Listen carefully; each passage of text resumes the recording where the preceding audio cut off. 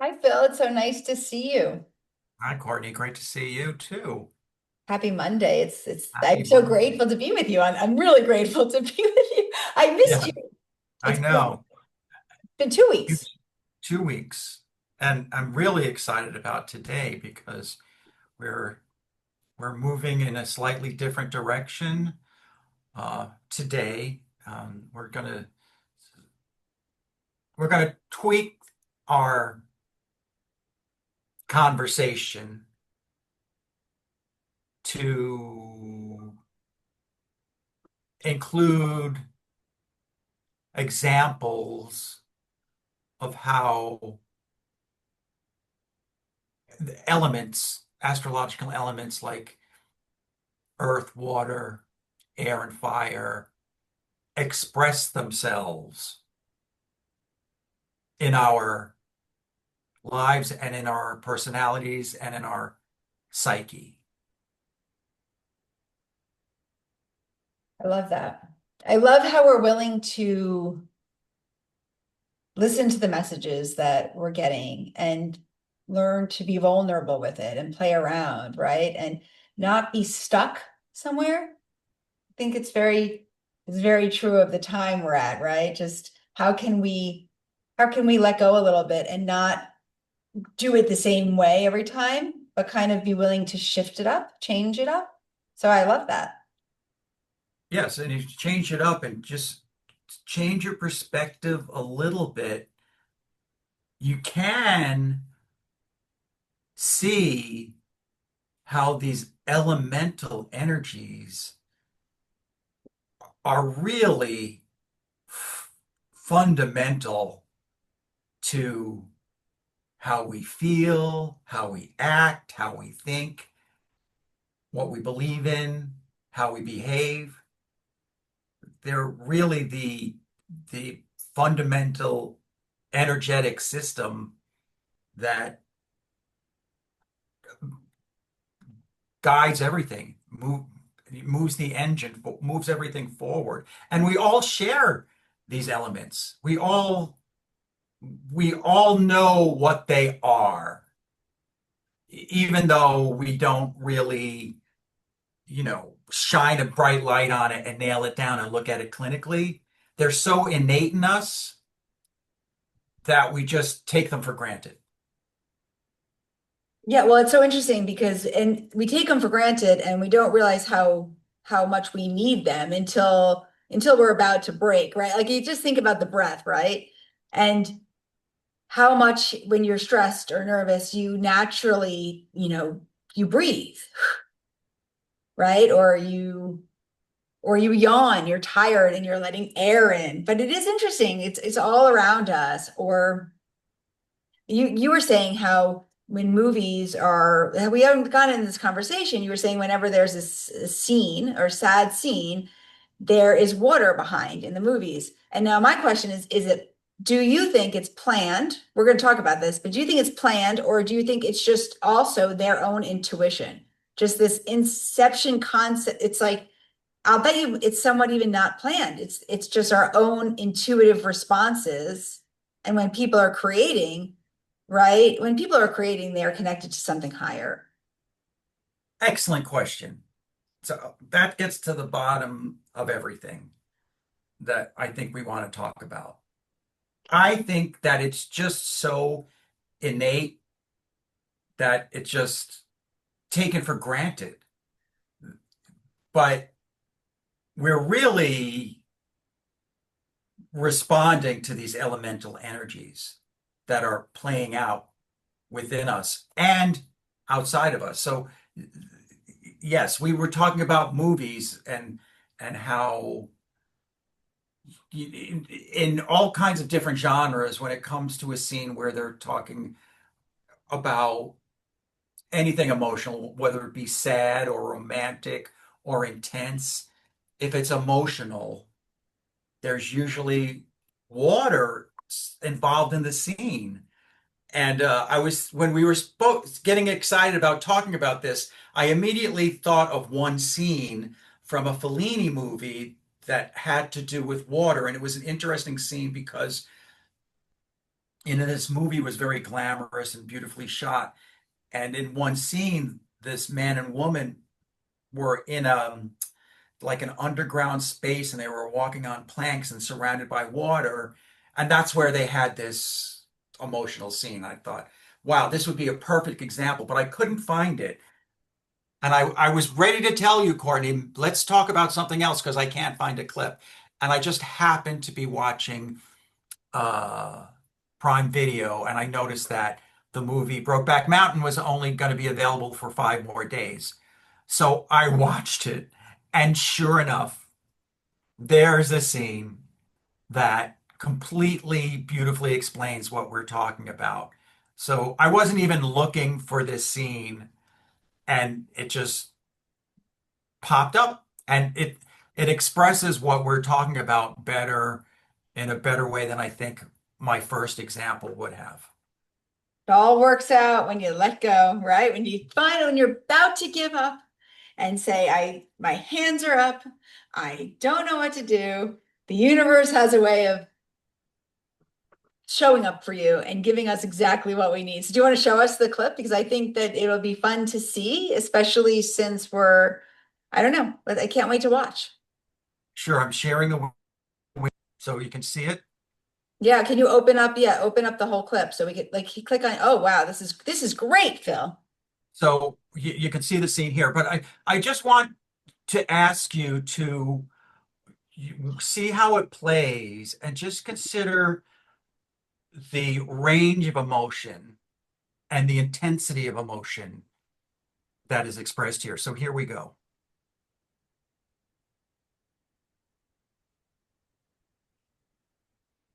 Let- I can't hear it. Go back.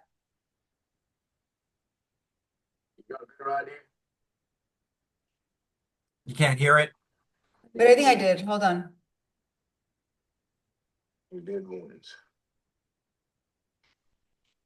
Hold on, let me see if I can.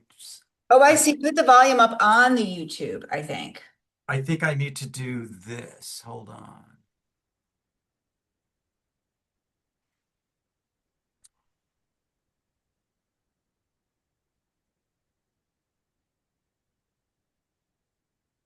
There's a audio option. Hold on. Original sound for musicians. I think this is it. So let's see if this works. We're very brave. We're trying this on Mercury retrograde, so we could have patience. Yes. Let's see. That's not what I want to share. Hold on. Okay, share this window. Let's see if this works. You got a better idea? I did once. We did once.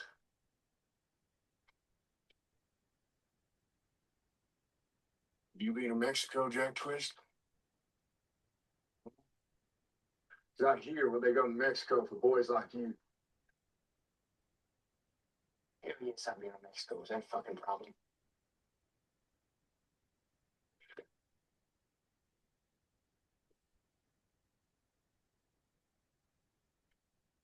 This one. I ain't fooling. Things go. You're joking.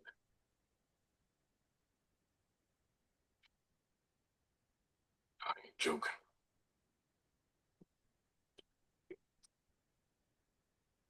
Yeah, we'll try this one. And I'll say it just once. Go ahead. Tell you what, we could have had a good life together. Fucking be a good life. Have us a place of our own. But you didn't want it, Ennis. So what we got now is everything's built on that. That's all we fucking all. So I hope you know that if you don't never know the rest. You count the damn few times we have been together in nearly 20 years, and you measure the short English you keep me on, and you ask me about Mexico, and you tell me you kill me for needing something I'll hardly never get. You have no idea how bad it gets. I'm not you. I can't make it on a couple of high altitude flights once or twice a year. You are too much for me, Ace. Son of a horse bitch. Wish I knew how to quit you. Why don't you? Why don't you just let me be, huh? Because you jacked on like this.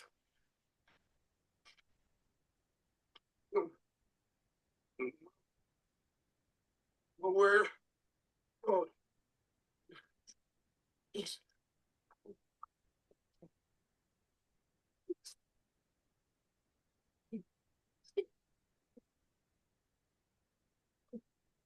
um, damn you, guys. You can't stand this anymore, Josh.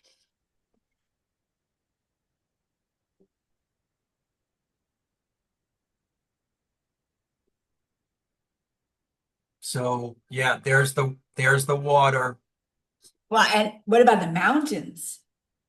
Mhm. Like think about there's the water, but think about I just can't stand this. I feel like I'm falling. And then you have these mountains behind it. Oh wow, what a Yeah, it's it's a powerful scene, and it contains the oft quoted line of "I wish I knew how to quit you." But there's such a range of deep emotions going on there, and it's amazing how the I think these are two men who aren't eloquent. They don't have a large vocabulary, but they're speaking from their heart, and they're letting it go. They're letting it out. It's really, really well, devastating. and masculine. I mean, like they're wearing this outfit, right? This cowboy outfit and this costume that they're wearing out. It's so interesting. I've been meaning to rewatch this movie because I haven't seen it in so long. But it's such an interesting clip that you picked for this time period also, right? It's because of you that I'm like this, right? We're it's interesting of like when how our feelings are because of another person, right? Or the feelings inside of us feel as if somebody else is making us feel that way. Love. Right. And they don't know how to deal with this. It's it's taken them over, which is, you know, makes this movie so, you know, subversive and provocative, I think, is because it it's not a romance. It's painful. It's not it's not a Well, it is romantic. like, well, what does one person need? Well, it's so funny because I have not seen the movie in a long time, so it's interesting towards the end to see the clip towards the end, and I think that would be interesting to remember this. But what one person needs might not be what the other person needs. I mean, this Mhm, that 2 minutes, but how many minutes did we watch that clip in? And there was so much information in 3 minutes, mhm, right? It's like, well, I can't just be here twice a year, and that's enough for me. And it's so interesting about how we all get along with one another. I mean, it's a mhm, metaphor for life, right? mhm. But it's interesting. Again, did the fact that these characters by the water induce them to communicate so emotionally? Did the writer set the scene by making sure that the river, it was two men by the river. That was the scene. So it Well, wasn't like, but also, I mean, emotions, right? Going deep, being willing to, you think about different elements and just in general, since we do astrology, right? Like this idea of Scorpio, sex, right? The talking about sex, right? Which is so funny because you don't think of it as a water sign, right? But I guess the sex is so penetrating and deep and brings up all these feelings in us. It's definitely a scorpionic scene for sure, because very, very deep feelings come to the surface, and they're speaking, it's their emotions that are overpowering them, that they're trying to get a handle on, and they're really strong. Well, but I can't help but think about it's interesting, right? Because in some, I wonder if the river's moving, if there would be a feeling that was different.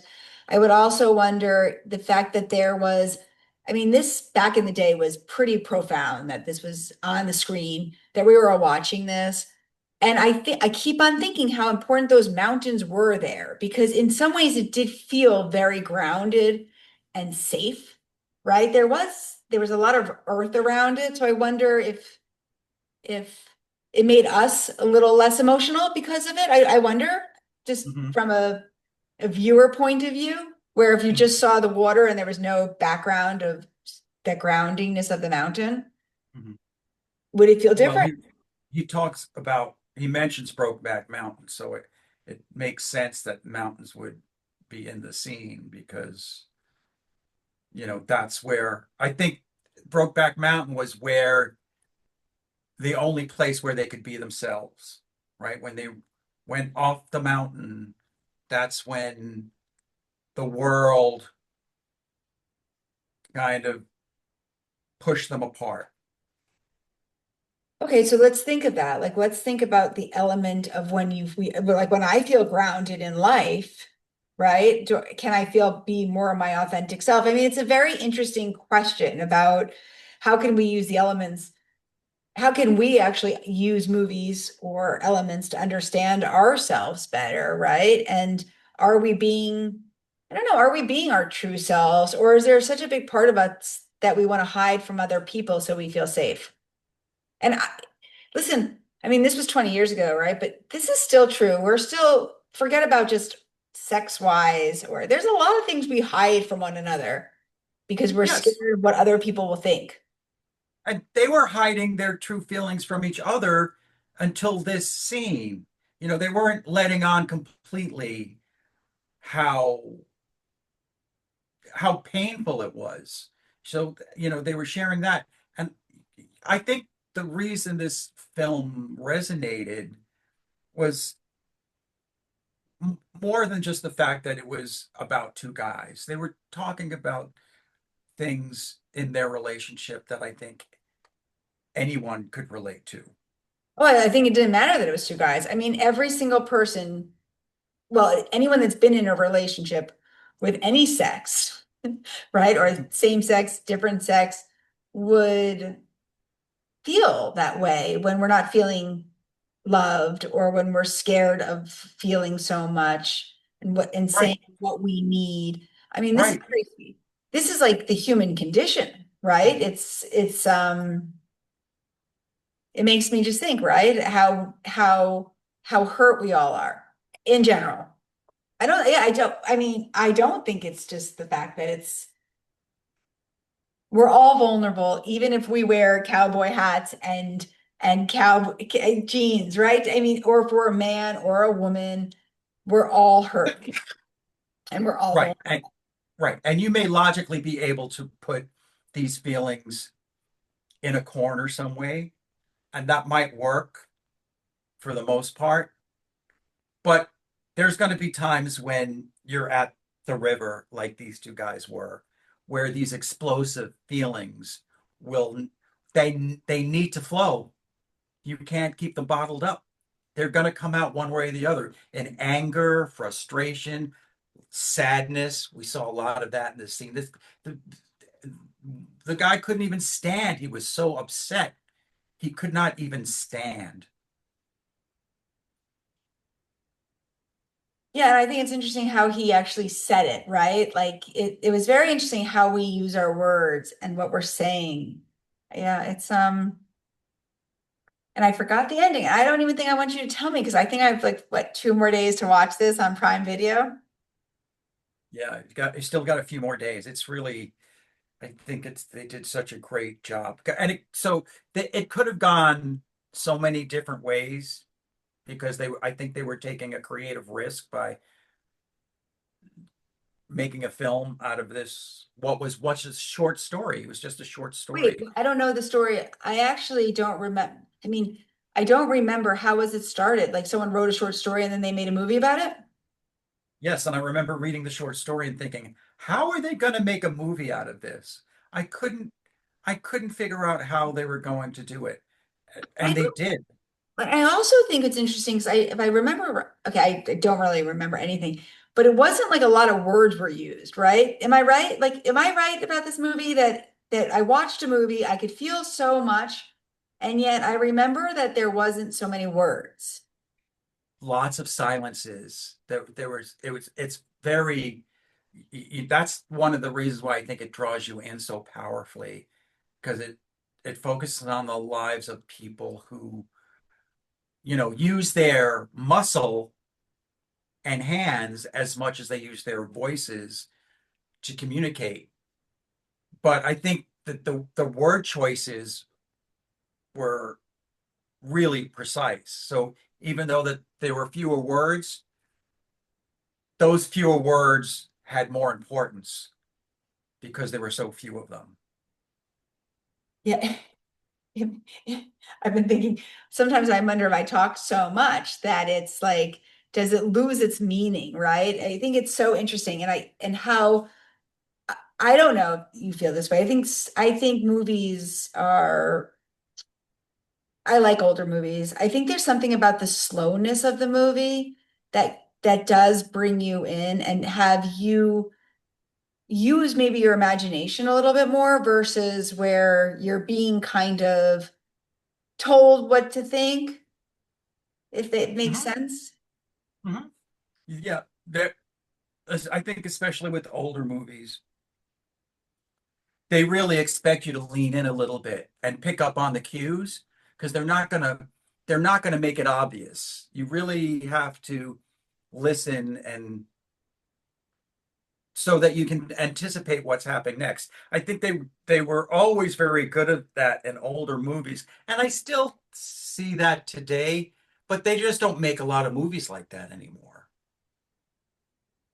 They don't. But do you think it's an interesting question? Do you think it's that I don't know. Do you think it's because we're not wanting them or yeah, it's an interesting question. Do you think it's where we're not wanting them, or maybe the people that are making the movies are not in the same place? I think as an audience we want them, but the, because of the cost, I think the studios are making movies that are instantly familiar, which is why you see the first, second, third, fourth superheroes. All of these titles already have created something in your mind. I think where we go to find interesting stories is through cable stations. Series like The White Lotus, and there are others where you mentioned one where you get to see stories that are a little bit more dramatic and focused on adult experiences. Yeah, I think it's a very interesting. I think we learn so much about ourselves, right? We were talking about that from watching movies, and we could see things and we could pick up on them. And they're such good teachers. They're mentors to us. It's an interesting thing. I don't know what, there is something very much about watching things and learning from them and learning about ourselves, like what bothers us, or oh my God, or seeing something on a screen that's either a male or a woman that can have you could depict the feeling within you so clearly and you don't feel Yes, so alone. You don't feel so alone, exactly. right? It's like Yep. even just watching that clip out of nowhere, um, it's so vulnerable and it's so real and it's what we feel towards so many other people outside of us. Well, I'm not getting something I need from you, but I'm not even willing to tell you. I just think I know. Right. And then when, push comes to shove, you get overwhelmed and you start expressing, it all. I've seen this so many times where things come to a head and all the things that are not said, or you try to you know, uh, keep a damper on, they they explode. It all because you're going through this back and forth and it escalates. And usually at the end of it, you feel unburdened, you know, that there's a release of some kind. Oh yeah, and I think that it's like you almost break down, literally, right? And I think about Mhm. you break down. And once you break down and you actually let go, that's when the transformation does happen or the change. And do you need to literally get so emotional that it's able to change? Like I always say, you have to heal to feel to heal, but maybe you really do, right? Maybe without the feelings, and without getting so tightly wound up, how do you have those changes? Yeah. Yeah. And sometimes even with the best intentions, these conflicts will come up. They just will because we're we're feeling creatures that then feelings don't necessarily make sense because they're feelings. Well, no, they don't make sense. They don't make sense at all. And then somehow we're trying to make them make sense, Mhm. right? We're trying to understand them. But how about okay, so here's my theory. Like, how about if we have these feelings in us, right? And that we just pick the perfect person to bring them out. So those two people had these feelings within them, and then they picked these perfect people then to experience, having them experiencing that so that they could heal. That's that's the beauty of relationships, I think. So because I think the one person draws the other person out. Well, I would go back because I always like think in astrology terms, but if you think about just Aries and then Libra, right? Is that who is the person in the Aries way without the other person showing you who they are? So whether it's like, does your personality change with different people, drawing that out, right? But then if you're, I don't know, it's a very interesting thing because do you really have a person, if you're just sitting there by yourself, what's your personality? And then when we're with each other, we'll show up in a different way for different people. I don't think that's necessarily that you're not authentic. I think it's just how do you respond to that other person and their energy? Right. I do think that, in deep relationships, they bring out parts of your personality that you were not aware of. Yes. For better or worse. The For wounding. better and worse. Well, they bring up like when you're in a deep relationship, right? Like marriage or friendship or anything where you really have a very deep bond. They bring up all these unconscious memories, right? I mean, you think about just, I guess this is the modality of water today, this conversation, but yeah, they bring up all these emotions and these feelings, and probably from your past, right? And that you've experienced before. And then these humans come out and they are very good at reminding you of these wounds. And they feel like you cannot stand. Literally. I mean, that's everybody, right? Every human has been in a relationship where their heart has hurt so much that they feel like they can't stand. That's right. And they can't breathe and they can't think and they can't sleep and they can't eat. Yes. And it's all feelings. It's all feelings.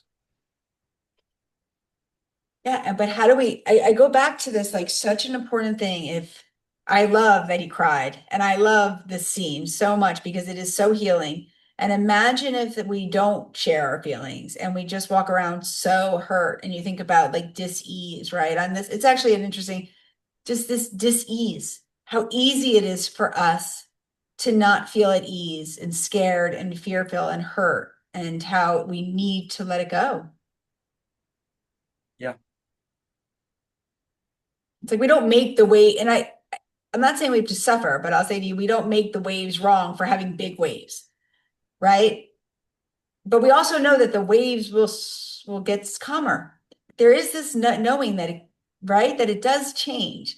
And how do we trust that after that there could be some radical change in whatever their relationship has in the next scene. In the next scene. That's right. Just like life. It's like, Right. okay, the scene's gonna change. I wonder what the next scene is. Do you remember? I have to go watch this movie now, but what was the next scene after that? Like, did it change in the energy? Oh yeah. And after this, it explores each of their lives, right? So they're each in difficult marriages and they're having, you know, worldly problems, whatever, money, all the things. In one scene, Ennis, the guy who had a breakdown, is at a picnic, a Fourth of July picnic, and there's these rowdy guys. They're drunk and they're being rude, and he has to he beats the crap out of them, right? But he's, he's in that scene, he's the father of a young family, and he's as a man, he feels compelled to defend his family against these drunks, and he beats the crap out of them. So, he's still, as a character, he's still, the man of the house, and he has to do the things that he feels that he needs to do to protect his family and do right by them. So, very interesting. Yeah, I look forward to watching it. I really do. I think it's gonna be interesting. Makes me think though too, right? Just this whole idea that how do we think about movies and we know the scene's going to change? How can we do that in our life? Like just because it's an emotional moment, how do we trust that the scene will change? I mean, that's what I used to watch Hallmark movies. I don't really anymore, but I used to. And I think there was just something nice about knowing that they would kiss at the end, knowing that it would end, and that life works out. I think there was something so settling about that because and their problems were literally like 5 minutes of the whole movie. But you ever watch like really good TV shows or like those house shows or the TV shows about the cooking? There's always a problem. There's always like this moment in time where there's a problem and they have to solve it, but it always gets solved. And I think, oh my God, how come we can't know that in our life? We think, oh my God. That's a great point because when you're in the thick of things, for me, it feels like I'm I'm totally trapped. I can't find a way out. It's impossible for this to change, and it always does. I mean, it really you. But you don't remember. You don't remember. That's right.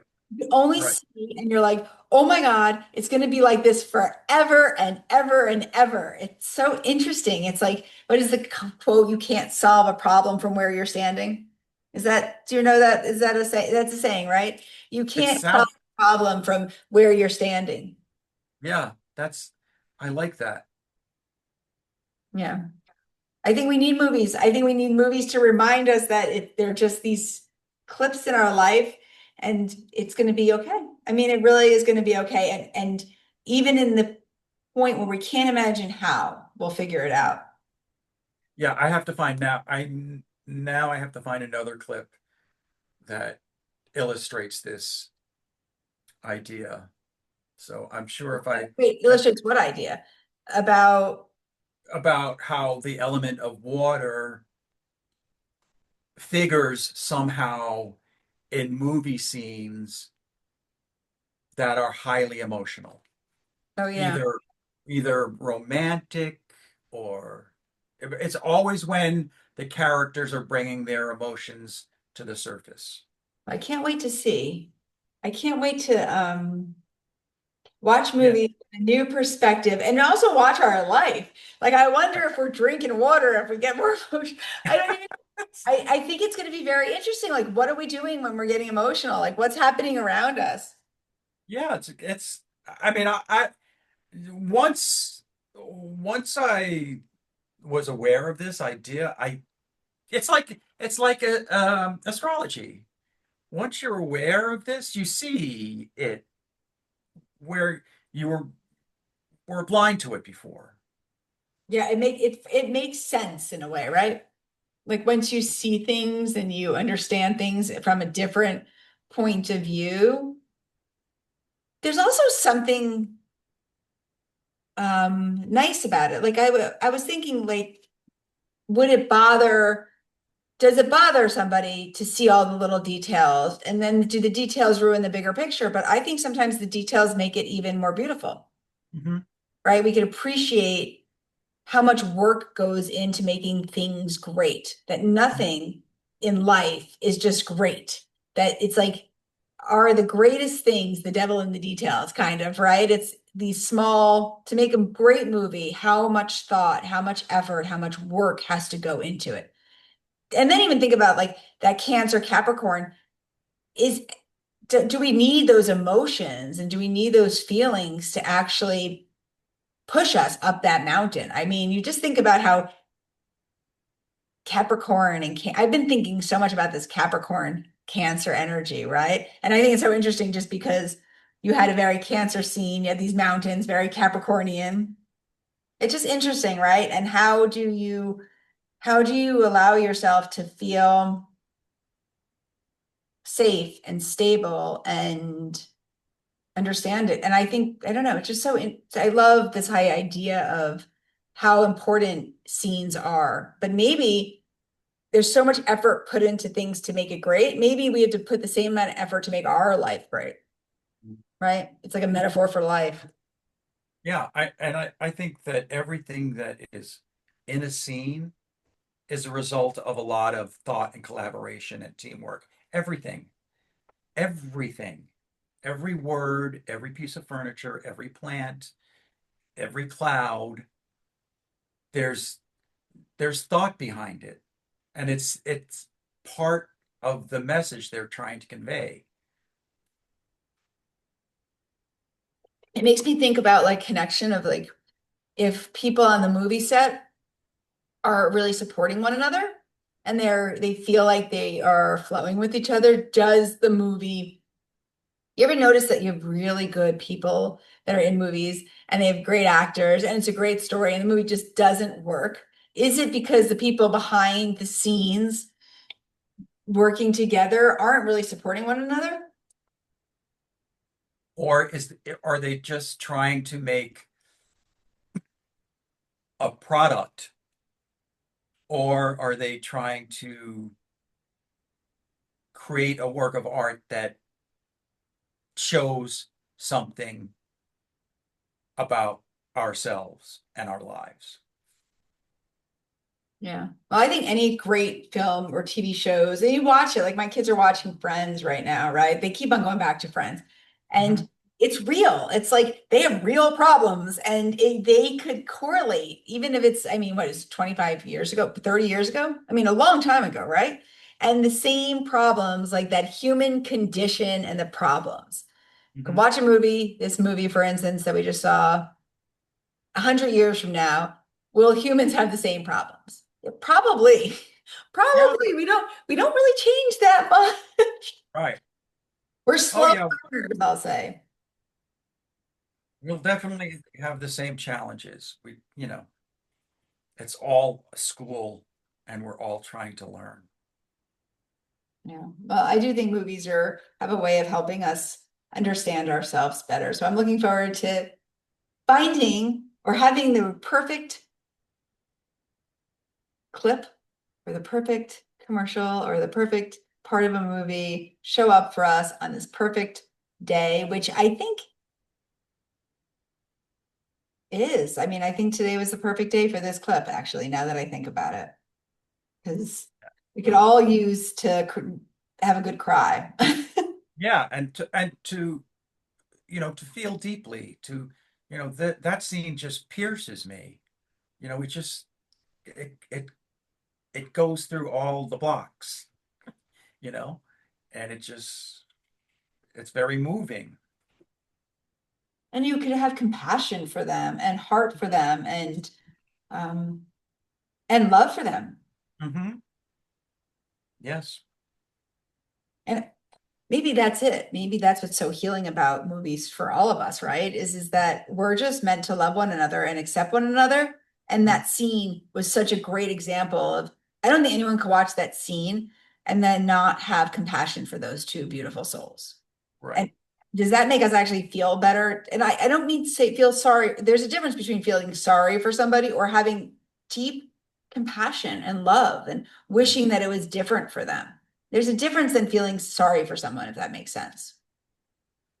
Right. So I think their condition was specific, but also universal in the sense that I think people who find themselves through no fault of their own being deeply in love with each other have to make a decision about whether or not they are willing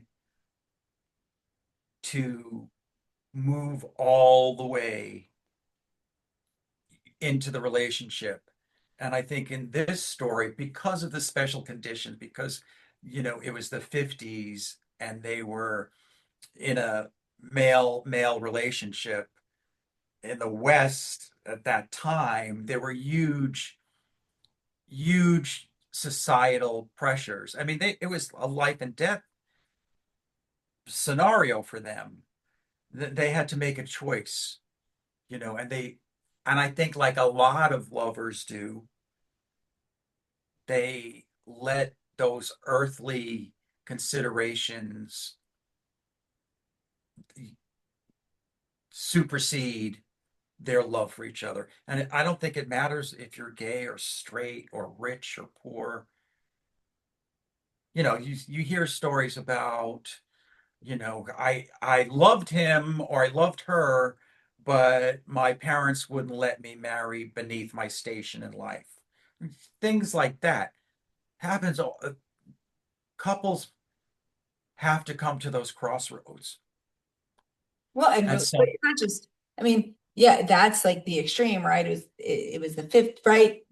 Again, it's happening today, right? It's religion, right? There's so many things that are separating us in general in life and our financial status, right? Or, right? It's a very, like, even just, that was an interesting movie. Did you, oh God, I just rewatched that. It was, oh wait, I'm gonna get a clip from that one.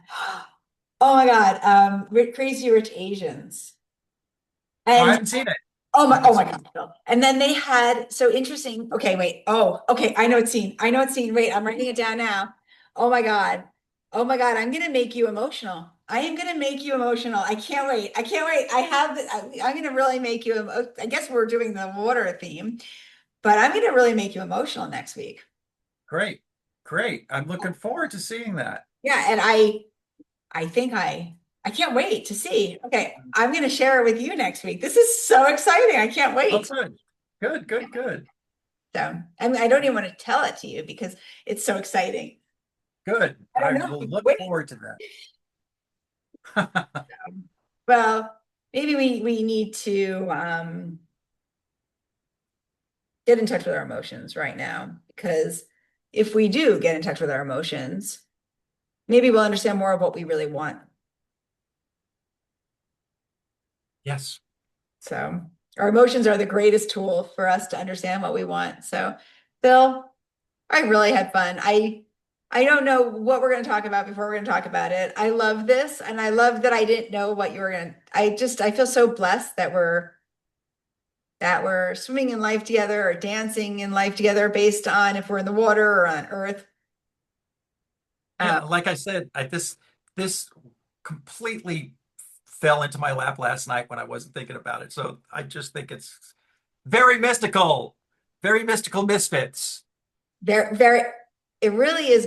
It's everything mystical. I'll say, I think so. I think we could probably look at anything and see it from a mystical point of view. So Yes. I think that that's our gift. So I love you, Phil, and I missed you so much last week, and I'm so grateful that we're gonna upload this and we're gonna figure out. I hope you liked it. Yes, we hope you like it. Thank you, Courtney. See you Thanks. next week.